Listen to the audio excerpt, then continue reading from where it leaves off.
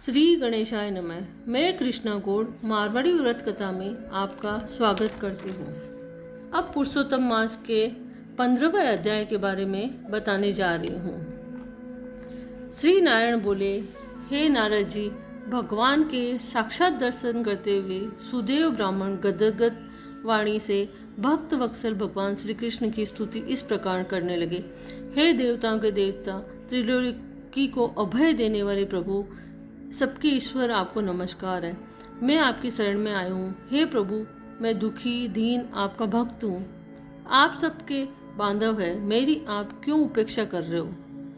ब्राह्मण सुदेव ने प्रभु की इस प्रकार जब स्तुति की, तब मेघ के समान गंभीर वाणी में भगवान बोले, हे बुद्धिमान तपस्वी पुत्र, तुमने भली भांति तप किया है। तुम जो मुझसे चाहते हो वह कहो, मैं तुम्हारे तप से प्रसन्न हूँ। सुदेव बोला, हे दीन बंधु, दया निदान, मुझे सुपुत्र दो। ब्राह्मण के ये वचन सुनकर श्री हरि कहने लगे, हे ब्राह्मण, ब्रह्मा ने तुम्हें पुत्र सुख से वंचित रखा है, इसलिए पुत्र को छोड़कर कोई भी वस्तु मांग लो, मैं अवश्य दूंगा।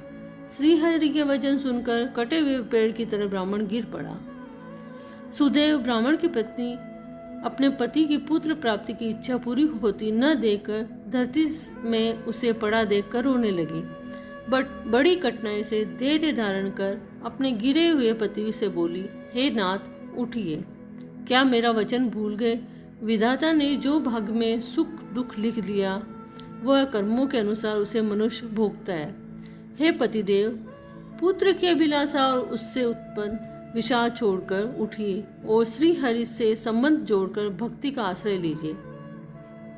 जब ब्राह्मण पत्नी इस प्रकार कह रही थी, तब गरुड़ जी को अत्यंत दुख हुआ और कांपते हुए भगवान से बोले, हे हरि, देखिए, ब्राह्मणी शोक समुद्र में डूब रही है तथा ब्राह्मण भी आंसू बहाता हुआ दुखी हो रहा है।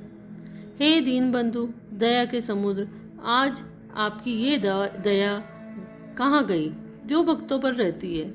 आपके सेवा का फल सभी को अवश्य प्राप्त होता है। फिर इस ब्राह्मण को पुत्र कामना पूर्ण करने की में क्यों आपत्ति आ रही है। जो दानी हाथी दे दे, वह अंकुश देने में क्यों दुखी होता है। हे प्रभु, इस प्रकार जो आज से कोई आपके चरणों में सेवा नहीं करेगा, अगर उसे पुत्र न दिया तो आपकी महिमा नष्ट हो जाएगी, इसलिए इसे एक पुत्र अवश्य दीजिए।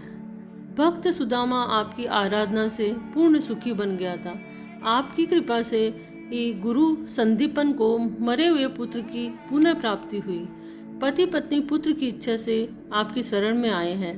गरुड़ के वचन सुनकर नारायण बोले, हे पक्षियों में श्रेष्ठ, तुम ही इन्हें एक पुत्र होने का वरदान दे दो। इस प्रकार पुरुषोत्तम मास के 15वें अध्याय की समाप्ति हुई।